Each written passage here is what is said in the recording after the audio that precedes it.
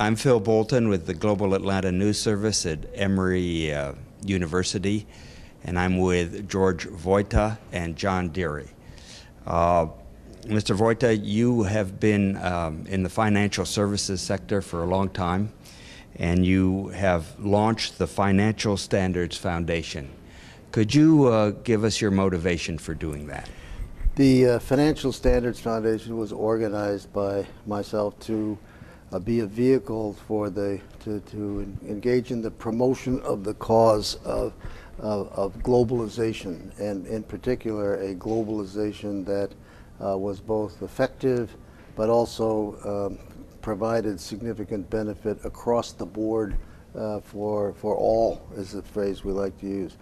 So associated with the Financial Standards Foundation are many subsidiary activities, but also we have relationships with many institutions who believe in the same cause of globalization and are working very hard on all of the relevant issues to it. And so it's been a vehicle to stimulate that kind of collaboration with many others.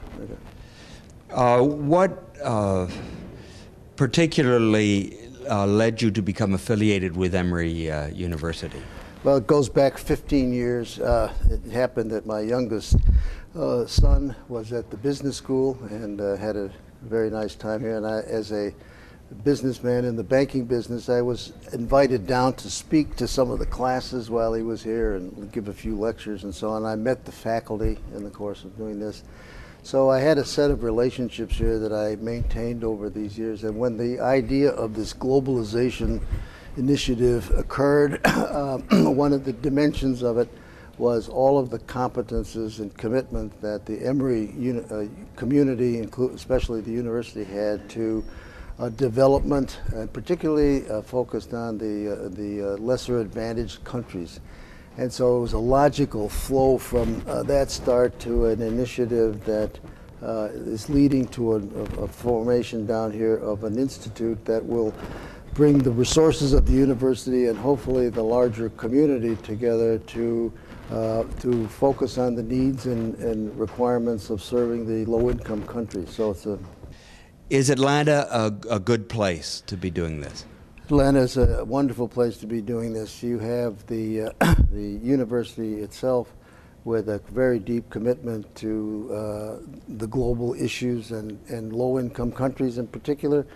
The School of Public Health is deeply committed in these areas in many ways, for example. But in the community itself, you have the Carter Center, you have the CDC, Center for Disease Control, you have CARE.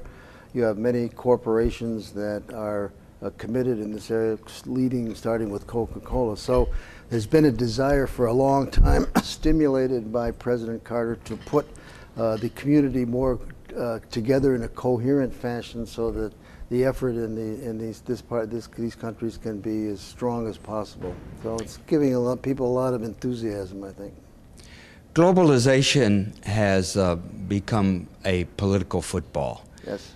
From your perspective, has it benefited the world overall?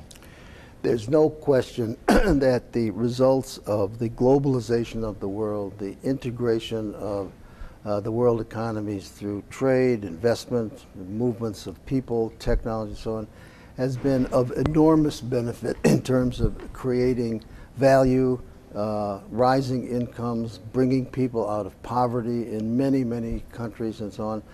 But the issue that has arisen, and it's a valid issue, is that the benefit of globalization has not spread to everybody. And there are segments of our global community and countries in particular who are not participating positively in the benefits, and there are many who have been suffering from the dislocations caused by globalization, which is inevitable.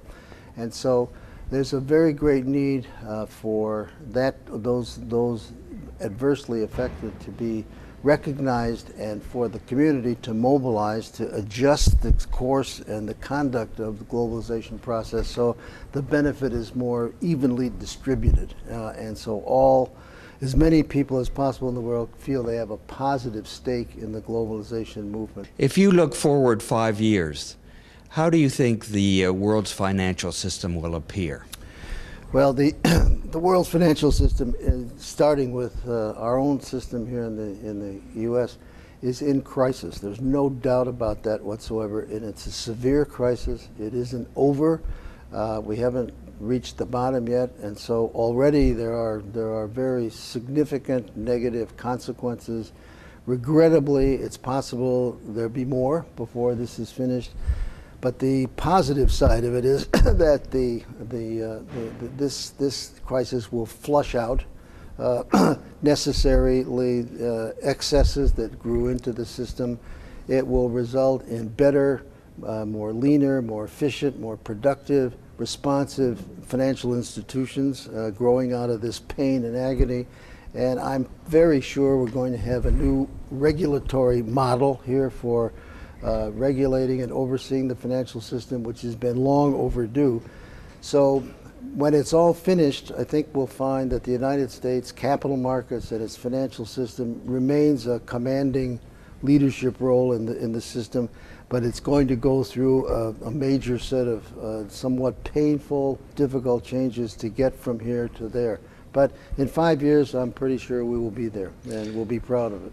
Do you think that these institutions will play an active role in the low-income economies? I do. Those who are working in this area and know about it understand clearly that if you do not have a viable financial system that is safe and sound and conducting its affairs in the interest of the country's development, you will not have development at all. So this is the financial system in local terms and in global terms is indispensable to a positive path of sustained development over time.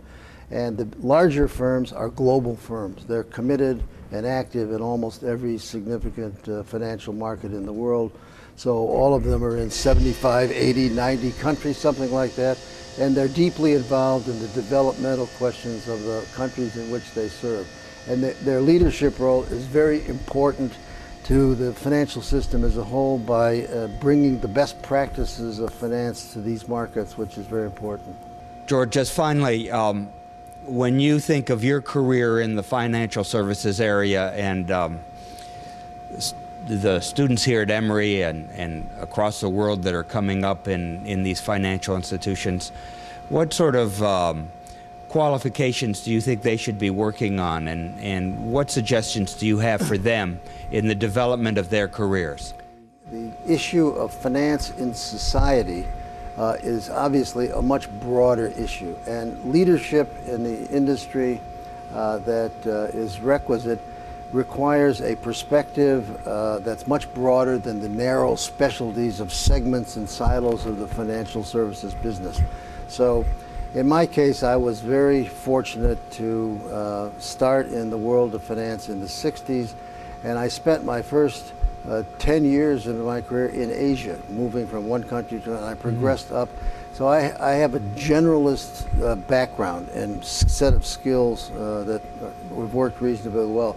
If you could describe the discipline that is most relevant here, I would say political economy would be a good word, and particularly with a global dimension to it. So because you cannot be successful in finance these days or any other significant industry unless you have a global perspective and understanding in your personal capital base, and a knowledge of other cultures and a skill and ability to be effective in other cultures and with people from other cultures as well. So we're going from the age of intense specialization to a broader concept of leadership.